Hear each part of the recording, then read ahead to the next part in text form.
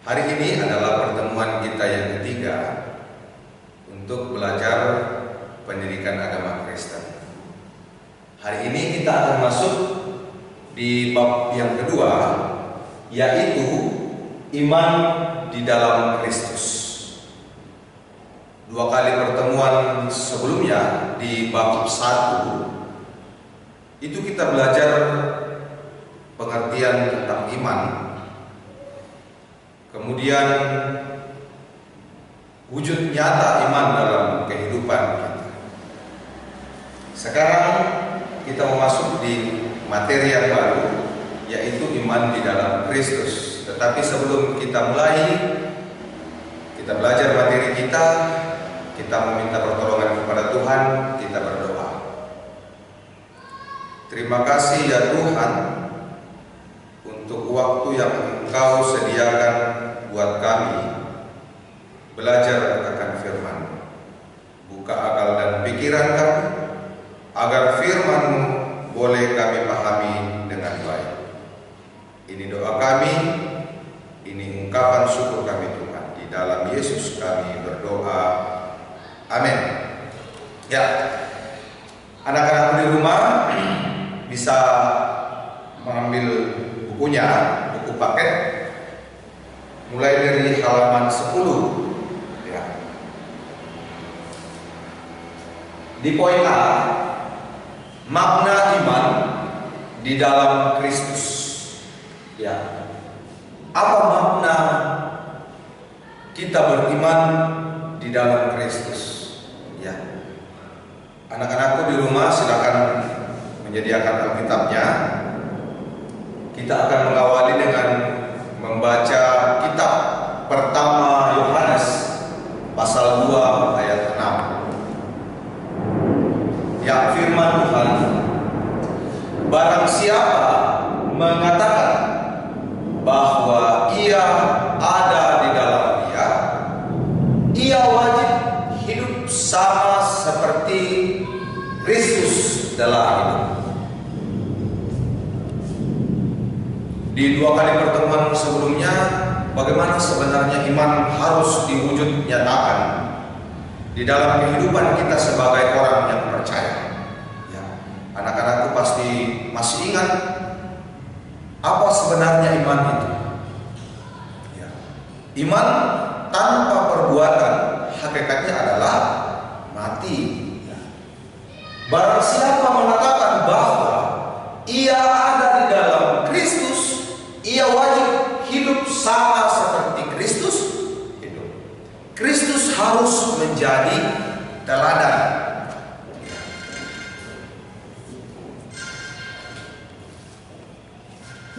Ada contoh di buku paket. Ada seorang namanya Hudson Taylor. Dia adalah misionaris Inggris. Ia melayani di Cina.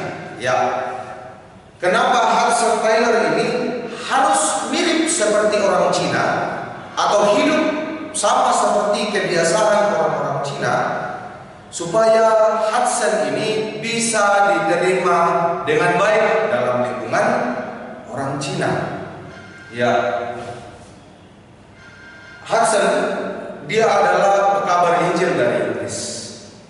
Dia datang di Cina untuk mewartakan kabar sukacita tentang Kristus. Tetapi Hudson harus merubah cara hidup.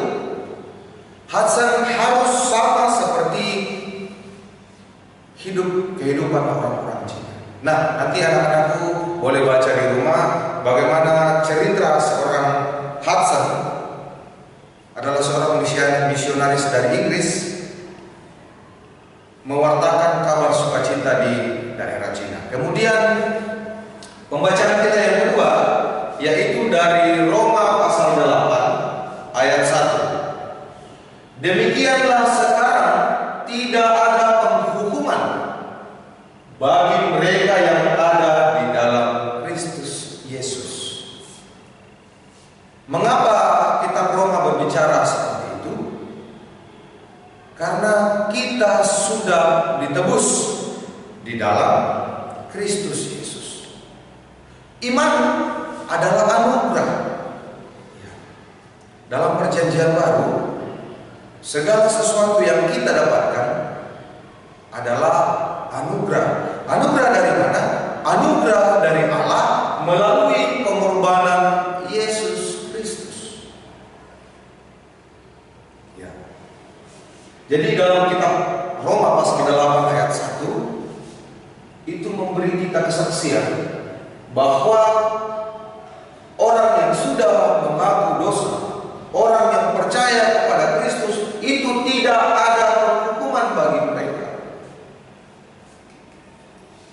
Nah, ayat-ayat yang kita sudah baca tadi, anak-anakku sekalian, hendak menekankan bahwa ada keistimewaan. Nah, ini diperhatikan, ada kata dalam tanda kutip, ada keistimewaan bagi orang-orang yang berada di dalam Kristus.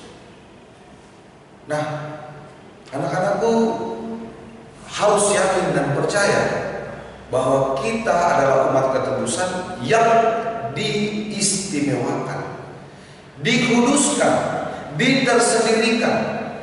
Jadi sungguh luar biasa kehidupan kita yang sudah menerima Kristus sebagai juru selamat. Kita diistimewakan dari yang lain. Orang yang berada di dalam Kristus yang tidak dimiliki orang-orang di luar Kristus. Jadi berbahagialah kita yang sudah menerima dan mengakui Kristus sebagai Tuhan dan juru selamat. Karena keistimewaan itu tidak dimiliki oleh orang-orang yang ada di luar Kristus. Nah, kalimat di atas di dalam Kristus Yesus atau dalam bahasa Yunani adalah tois et Christo iou. Tois et Christo iou, yang artinya berada di dalam persekutuan dengan Tuhan Yesus. Hanya di dalam Tuhan Yesus kita memperoleh keistimewaan.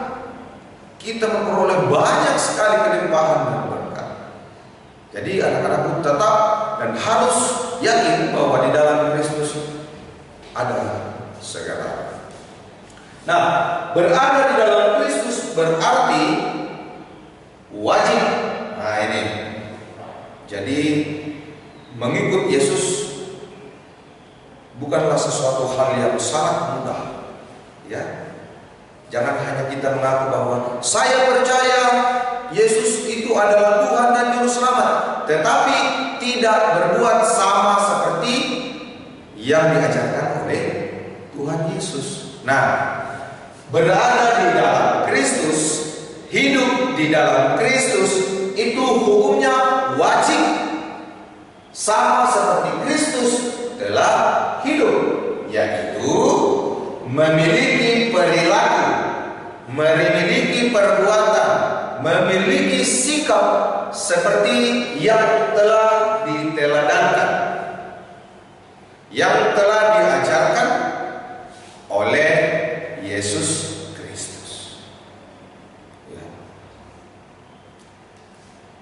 Jadi makna di dalam Kristus adalah mempercayakan atau menyerahkan diri seutuhnya, atau menyerahkan diri seutuhnya dan melakukan seluruh kehendak Allah. Ya. Kita dituntut bukan hanya mengaku, tetapi harus diwujud nyatakan. Bagaimana iman yang kita sudah pelajari 2 kali pertemuan sebelumnya? Iman tanpa perbuatan hakikatnya adalah mati. Sama halnya ketika kita sudah mengaku bahwa saya sudah di dalam Kristus, saya ditebus di dalam Kristus, tetapi kita tidak mempercayakan diri dan tidak melakukan kehendak Allah, sama halnya tidak. Nah, ini kesaksian Rasul Paulus menggunakan istilah percaya kepada, ya, untuk menggambarkan hubungan orang percaya dengan Kristus yang dipercayai.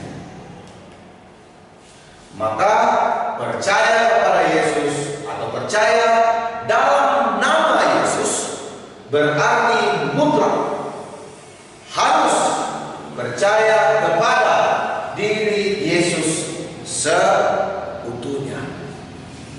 Kita mengaku, kita percaya, kita berjanji, berarti kita bersedia menyerahkan kehidupan kita, menyerahkan diri kita diatur oleh Yesus Kristus. Nah, kita baca Injil Yohanes pasal 3 ayat 18, firman Tuhan, barang siapa percaya kepadanya, ia tidak akan dihukum.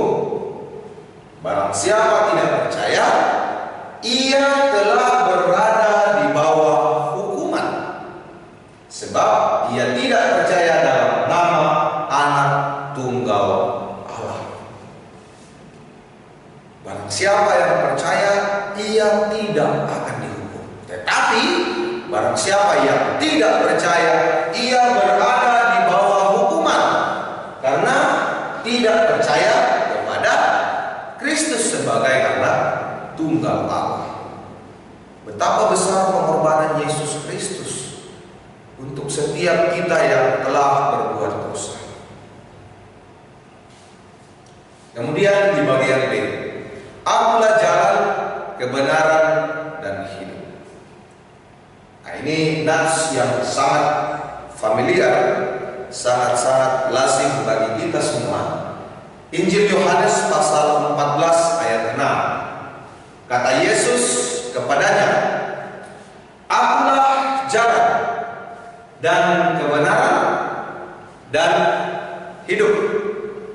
Tidak ada seorang pun yang datang kepada Bapa kalau tidak melalui aku. Jadi sungguh berbahagialah kita karena kita sudah menerima Kristus sebagai jalan, sebagai kebenaran, sebagai hidup. Karena Kristus adalah satu-satunya jalan sampai kepada Bapa di surga. Ya. Kita lihat satu persatu apa yang dimaksud oleh Injil Yohanes pasal 14 ayat 6. Yang pertama, akulah jalan. Nah, ada istilah yang sering sekali mungkin kita sudah dengarkan, banyak jalan menuju Roma. Ini sering kita katakan baik ketika kita bercanda dengan teman-teman atau berbicara dengan teman-teman, ini sering kita gunakan. Banyak jalan menuju Roma. Ya. Ungkapan ini sering kita dengar dan biasa digunakan oleh sebahagian orang untuk menepis pemahaman tentang satu-satunya cara atau cara mencapai sesuatu yang baik atau yang diinginkan. Ya, sering mungkin anak-anakku ketika kemarin-kemarin masih aktif belajar seperti biasa di sekolah, tiba saatnya ulangan harian ditanya, kenapa tidak belajar? Ah, banyak jalan ke Roma. Artinya mau nyontek. Nah, itu yang ungkapan-ungkapan yang sama. Nah, termasuk jalan menuju surga ini sering dikatakan oleh orang. Tetapi kita sudah yakin tadi, kita sudah bahas sebelumnya tadi bahwa hanya ada satu jalan menuju surga, yaitu Yesus Kristus. Tetapi sebahagian orang itu menggunakan banyak jalan ke Roma. Termasuk juga bagaimana mengungkapkan iman. Ini orang-orang ini sering menggunakan istilah-istilah seperti ini. Tetapi kita sudah yakin anak-anakku bahwa hanya ada satu jalan untuk sampai kepada Bapa, yaitu di dalam Kristus. Yang kedua, akulah kebenaran. Yesus Kristus adalah guru agung yang mengajarkan tentang kebenaran dan berani mengatakan bahwa dirinya sendiri adalah kebenaran itu, dan itu benar adanya. Yesus Kristus adalah guru yang agung. Yesus Kristus menyampaikan kebenaran, dan kebenaran yang mutlak itu adalah ada di dalam diri Yesus Kristus. Yesus satu-satunya yang benar, sehingga ia dapat menjadi penebus manusia yang berdosa. Dialah sumber kebenaran. Padanya tidak ada dosa. Ya. Mungkin anak-anakku bertanya, Pak, kenapa kalau Yesus tidak berdosa, kenapa Yesus dihukum? Kenapa Yesus disalib? Ya, mungkin anak-anakku sudah tahu alasannya. Mengapa Yesus dihukum? Mengapa Yesus disalib? Karena cara Allah untuk menebus pelanggaran atau dosa manusia, maka Yesus disalib. Yesus mati. Apakah Yesus mati selama-lamanya? Tidak. Nanti kita perhatikan. Kita baca dulu kitab Ibrani pasal 4 ayat 15. Anak-anakku boleh mengikuti di rumah. Kitab Ibrani pasal 4 ayat 15, firman Tuhan.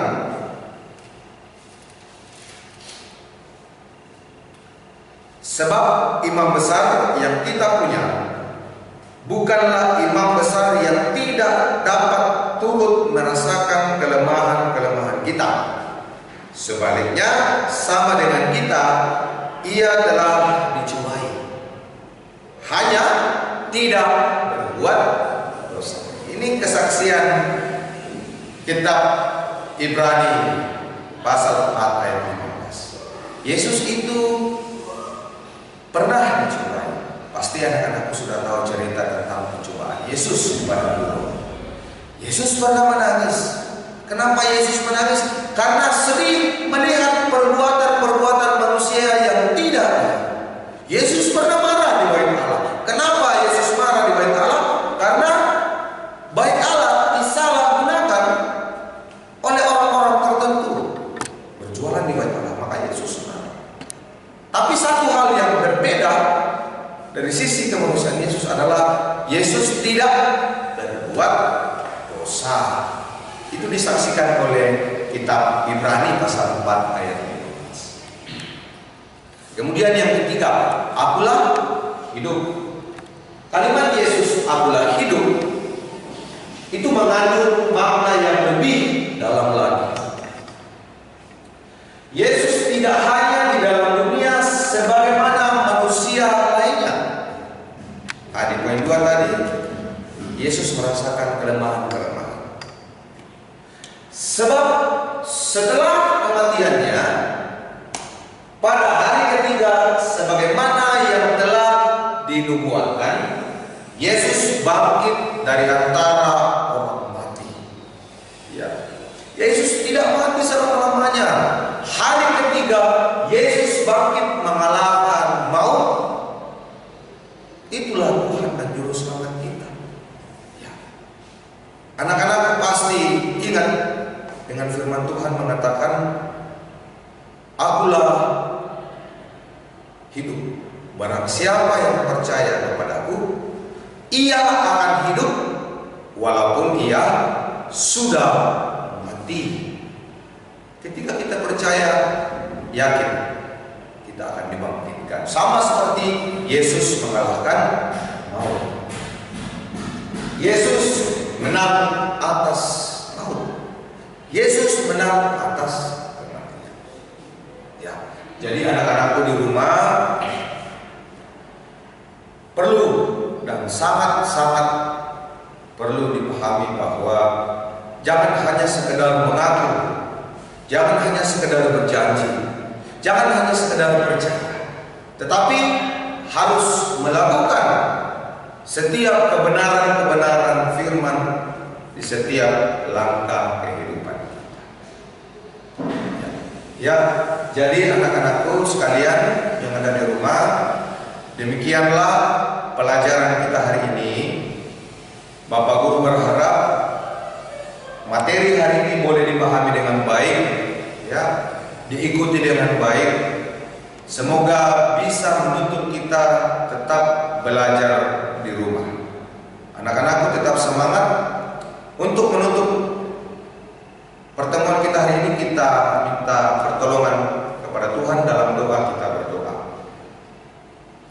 Ucapan syukur hanya kepada Tuhan atas limpah kasih karunia yang senantiasa kami rasakan. Engkau telah menyertai kami boleh belajar akan firman. Kiranya firman-Mu yang telah kami pelajari boleh tertanam baik dalam hati dan pikiran kami, agar boleh menjadi suluh dan pedoman dalam kehidupan kami. Kami yakin dan percaya Tuhan, pada masa ini kami masih terselimuti, kami masih dihantui oleh rasa takut karena pandemi COVID-19. Tapi kami yakin dan percaya sebagai manusia yang percaya kepadamu, Engkau akan melenyapkan masalah-masalah ini dari muka bumi. Suatu saat Tuhan, Engkau akan menjawab doa. Ini doa kami, ini ungkapan syukur kami. Di dalam Kristus Yesus kami berdoa. Amin. Ya, anak-anakku, demikian materi kita hari ini. Sampai jumpa di pembelajaran berikutnya. Tetap semangat, tetap jaga kesehatan,